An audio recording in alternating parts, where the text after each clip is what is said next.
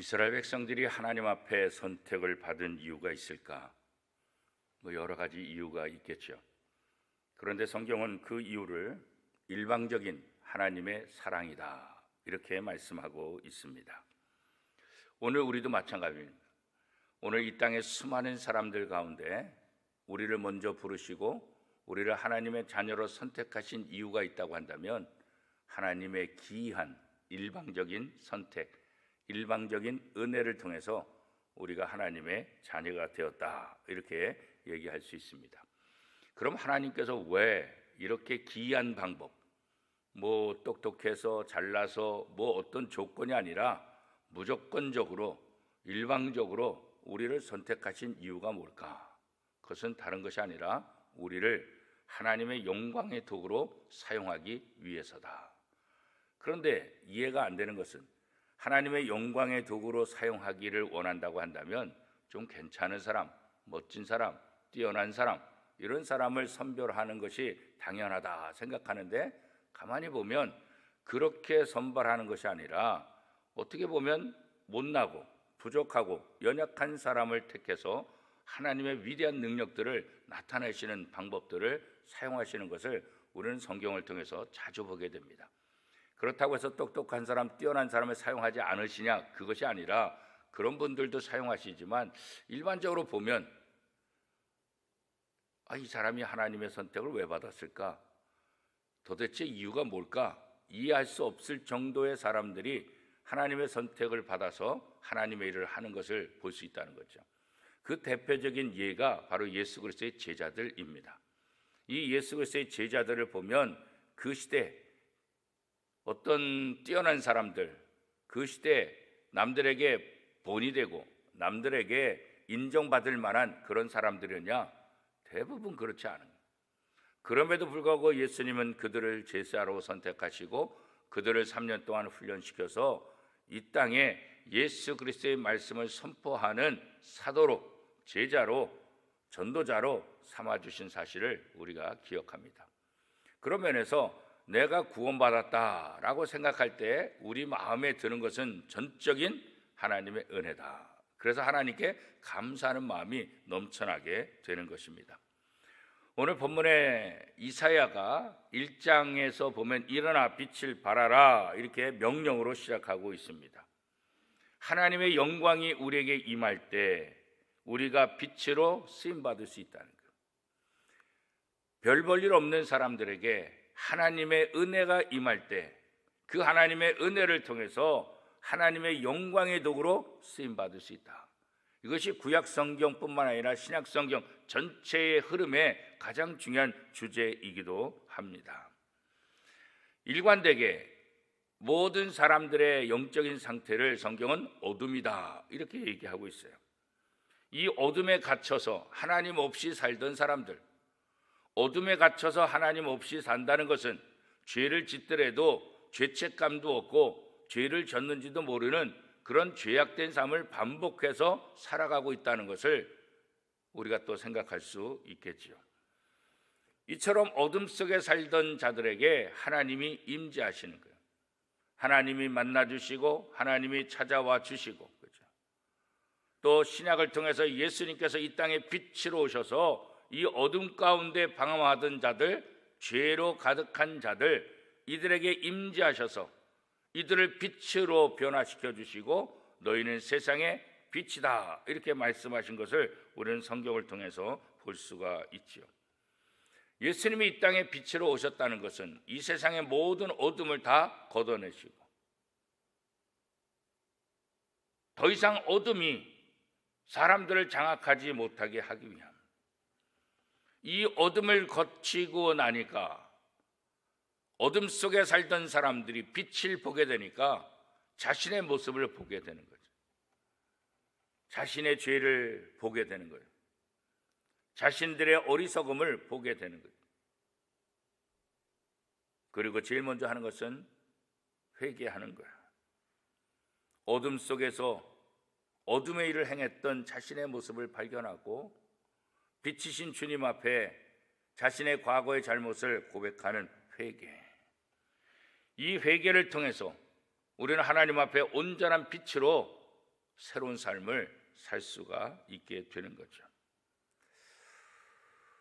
믿음의 가정들에게 있어서 가장 어려운 것이 있다고 한다면 뭘까? 그것은 자녀들에게 신앙의 대를 이어주는 거예요. 세대 간의 신앙의 단절, 이것이 요즘 가장 커다란 문제이기도 합니다. 예전에는 부모가 예수 믿으면 자녀들이 당연히 교회 다니고 교회 학교에 나오는 것이 당연했는데 요즘은 점차 그것이 퍼센테이지가 점점 줄어들고 있다는 거예요. 부모의 신앙이 자신의 자녀들에게 전수되지 못하는 이런 위기감, 안타까움, 이게 현대 사회의 또 현대 기독교의 가장 커다란 문제 중에 하나다. 그렇지만 성경은 우리에게 분명히 약속하는데 우리에게 빛으로 임하시는 하나님의 영광, 그 영광을 우리가 받아서 이 땅의 빛으로 삶을 살게 된다고 한다면 우리의 자녀들도 그 빛으로 구원의 길로 나오게 된다는 것. 우리가 우리의 자녀들을 우리의 마음대로 할 수가 없잖아요, 그죠? 예전에는 부모가 원하는 대로 자녀들이 삶을 살아줬잖아요. 자기의 뜻하고 달라도 하다못해 대학조차도 자신이 원하는 대학 가는 것이 아니라 부모가 원하는 대학에 갔던 적이 너무나 많잖아요, 그죠? 왜? 부모가 요구하니까, 부모가 요청하니까. 그러니까 그런 모습 보면 철저히 부모 말씀에 순종했던 과거의 모습들을 우리가 알 수가 있죠. 그런데 요즘은 대학은커녕 식사나 옷조차도 부모가 원하는 대로 입지를 않아요, 그죠? 부모가 원하는 대로 가지를 않아요. 5살짜리 아이도 지멋대로 하지 엄마가 원하는 옷, 엄마가 원하는 방법대로 하질 않아요. 그래서 자녀들 키우기가 더 힘들다. 신앙의 부분은 더 심한 거죠. 부모가 오늘은 주일이니까 교회 가자 그러면 말없이 따라 나왔는데 이제는 싫어요. 왜요? 바쁜데요? 공부해야 되는데요? 아르바이트 해야 되는데요? 왜 이렇게 이유들이 많은지.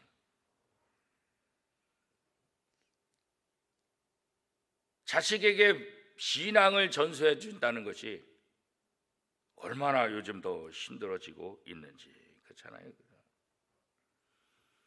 그러나 우리가 하나님의 빛을 받아서 이 땅에서 빛된 삶을 살게 된다고 한다면 그랬던 자녀들이라 할지라도 결국은 부모의 그런 빛된 삶을 통해서 결국은 구원의 길로 하나님께로 돌아오게 될 것이다.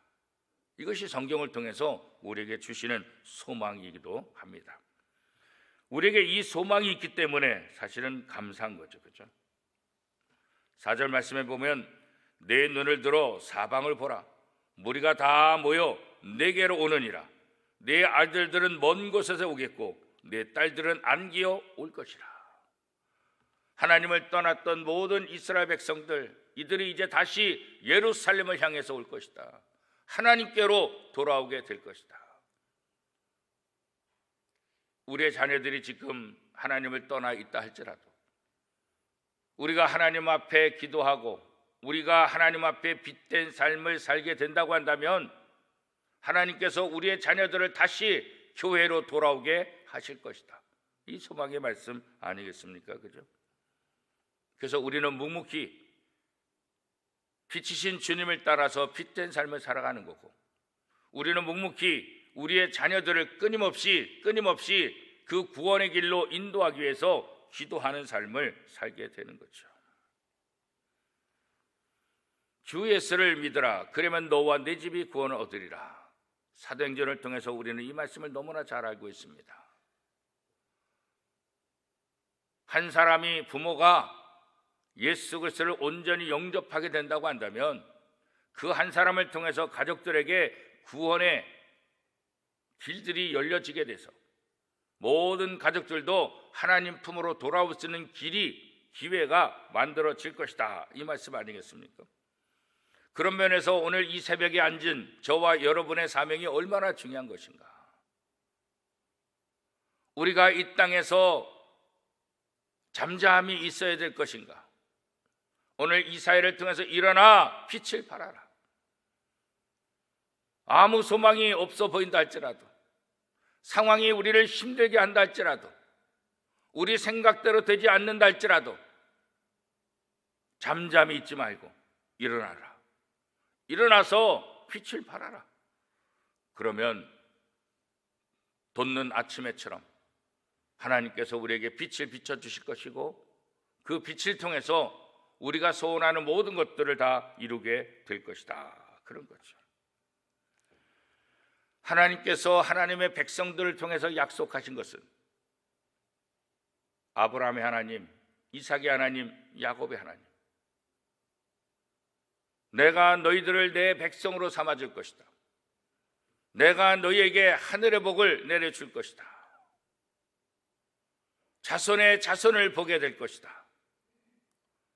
하나님은 하나님의 사람들을 통해서 하나님의 백성들이 계속해서 이어져 가기를 원하고, 그 구원의 역사가 자식의 자식을 또 자식의 자식을 통해서 계속해서 온 땅에 퍼져나가기를 원하는 거죠.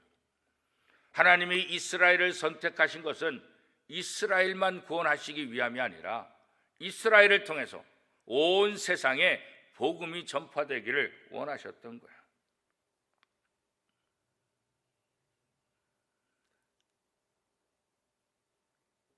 요 한강에 가면 양화진 외국인 묘가 있습니다. 그 양화진 외국인 묘에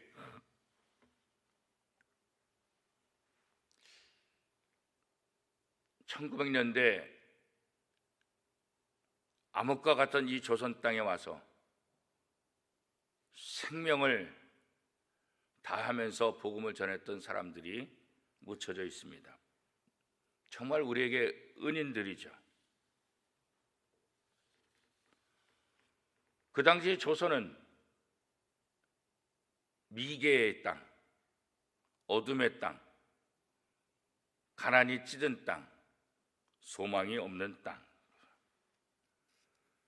그런데 1908년 25세 꽃다운 나이에 이 한국을 찾아온 젊은 여성 청년이 있었습니다. 그의 이름은 루비 캔드릭.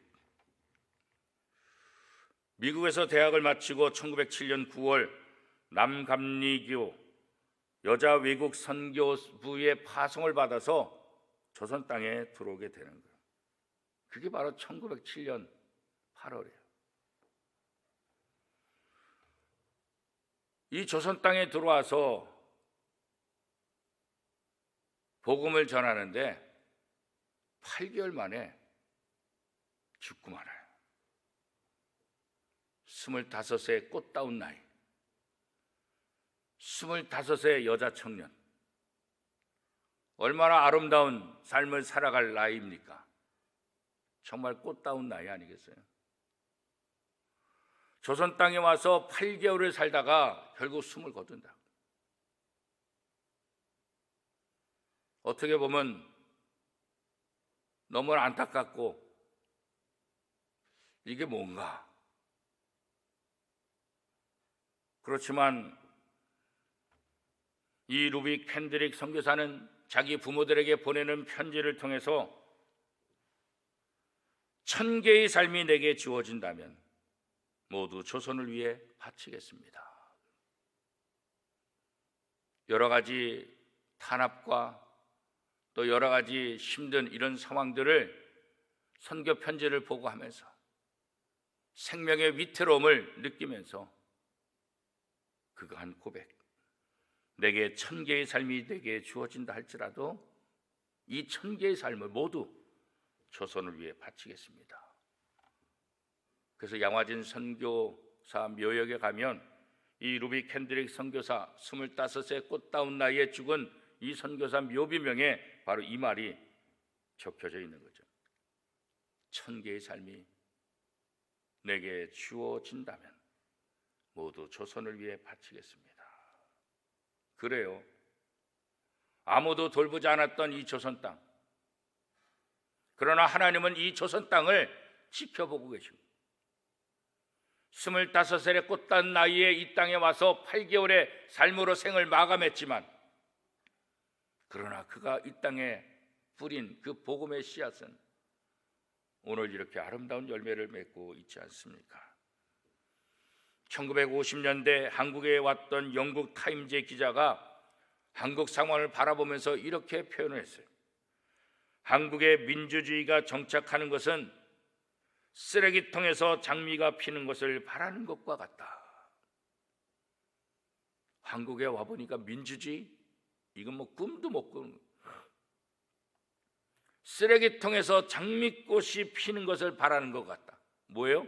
불가능하다는 거예요. 그랬던 대한민국이 지금 어떤 대한민국입니까? 전 세계에 영향력을 발휘하는 아름다운 대한민국으로 성장해 있지 않습니까? 1950년대 영국 타임즈 기자가 와서 한국을 바라봤을 때는 이 한국 땅의 지독한 가난들, 눌어붙은 기름때처럼 씻기지 않는 부정부패들, 이 땅을 지배하고 있는 어둠의 영들, 누가 봐도 1950년대 이 대한민국은 소망이 없는 그런 땅, 누가 보더라도 그렇게 볼 수밖에 없었는 그 땅.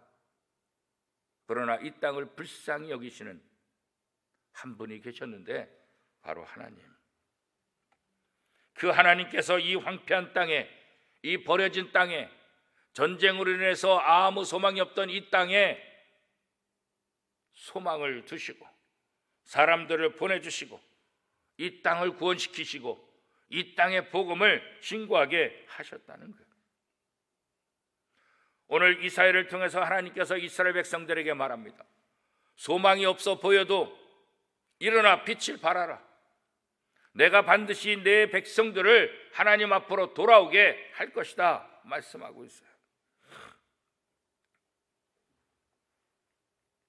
비록 짧은 8개월의 삶을 이 땅에서 살고 죽어간,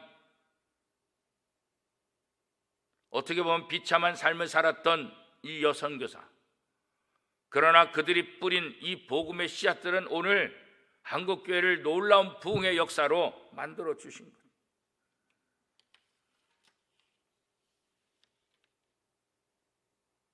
복음이 전혀 들어갈 수 없었던 이 조선 땅, 토마스 선교사가 대동강변에서 들어오지도 못하고 던져준 성경 하나가 수많은 회심들을 일으키게 하고 복음이 들어가게끔 했던 모습들,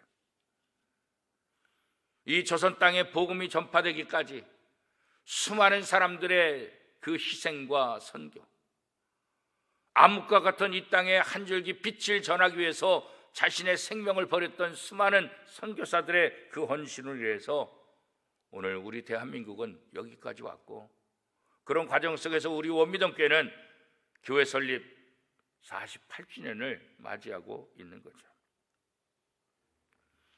성경은 말세의 징조 중에 하나를 자기 사랑이다 이렇게 이야기하고 있습니다. 자기 사랑. 물론 자기를 사랑하는 것이 뭐가 문제인가 그렇게 생각할 수 있지만, 종말이 가까우면 가까울수록 사람들은 자기 사랑에 빠지게 되는, 자기 성취, 자기 번영, 자기만을 위한 그런 삶을 살아가는, 하나님이 이스라엘을 선택한 것은 이스라엘 백성들만 위한 선택이 아니라 온 열방을 위한 선택이었다는 사실을 이스라엘이 잊어버린 거예요. 오늘 우리도 마찬가지. 우리가 구원받고 하나님의 은혜로 살아가는 것은 자기 사랑에 빠지라고, 나 혼자만 구원받고 나 혼자만, 나만을 위한 복음이 아니라 나를 통해서 모든 사람들에게 이 복음이 전파되어야 된다는 사실을 우리는 점점 잃어버리고 있는 거예요. 신앙도 이기적인 신앙으로, 기독교도 이기적인 기독교로 자꾸 변질시켜 나가는 우리의 모습들. 하나님이 우리 속에 찾아오셔서 우리의 빛이 되어주시고 우리가 그 빛의 역할을 감당하기를 원하는데, 우리는 그 빛을 발하지 않고 오히려 나만을 위한 그런 신앙생활로 자꾸 뒤로 물러가고 있는 어리석은 모습들. 열방을 구원시키는 도구로 우리를 부르셨는데 그 열방을 바라보지 않고 오직 자기만을 바라보는 어리석은 이스라엘 백성들의 모습들. 땅끝까지 복음을 증거하라 초대교회 사명을 줬지만 예루살렘에만 모여있고 예루살렘 교회만을 위해서 살던 그들, 하나님은 박해를 통해서 다시 그들을 온 땅에 퍼지게 하셨던 사실을 우리가 기억하고 있지 않습니까? 하나님은 허물 많은 우리를 세상의 빛으로 구원의 도구로 사용하기를 원하고 계신다는 거예요. 무엇보다도 우리가 하나님 앞에 온전한 예배를 드리고 하나님의 영광의 도구로 쓰임받기를 원하는 거죠. 창립 48주년을 맞이한 우리 원미동교회를 통해서 하나님께서 우리에게 원하시는 것이 뭘까? 그건 다른 거 아니에요. 우리를 통해서 세상의 빛이 되게 하시는 거예요. 원미동 교회를 위한 교회가 아니라, 원미동교회에 속한 성도들을 위한 교회가 아니라 이 땅을 위한 교회, 이 지역을 위한 교회, 모든 열방을 위한 교회가 되기를 원하고 계시는 거예요. 이제 창립 48주년을 맞이하면서 다시 한번 루빅 캔드릭 여선교사의 정신을 우리 마음속에 다시 한번 품어야 될 거예요. 조선 땅에 와서 8개월의 삶으로 생을 마친 이 선교사의 삶, 어떻게 보면 이해할 수 없죠. 그러나 하나님은 짧은 8개월의 삶을 위대한 빛으로 사용하셨다는 거예요. 조선에 대한 사랑을 온전히 느끼고 이해하기에 이 조선 땅을 위해서 1000개의 삶이 주어진다 할지라도 나는 이 조선을 위해서 다 바치겠노라. 낯선 이방 외국 청년, 그가 이 조선 땅을 사랑했기에 오늘 우리는 그 구원의 빛을 경험하고 있지 않습니까? 우리의 삶이 주어진다고 한다면 우리는 무엇을 위해서 우리의 삶을 살아야 될 것인가? 로비 캔드릭 이 젊은 여 선교사의 고백이 오늘 우리들의 고백이 되었으면 좋겠습니다. 내게 1000번의 삶이 주어진다 할지라도 나는 하나님의 도구로 쓰임받겠습니다. 열방을 구원하는, 복음을 증거하는 그런 삶을 살겠습니다. 이것이 우리 원미동교회 또 저와 여러분의 고백이 될 수 있기를 축복합니다.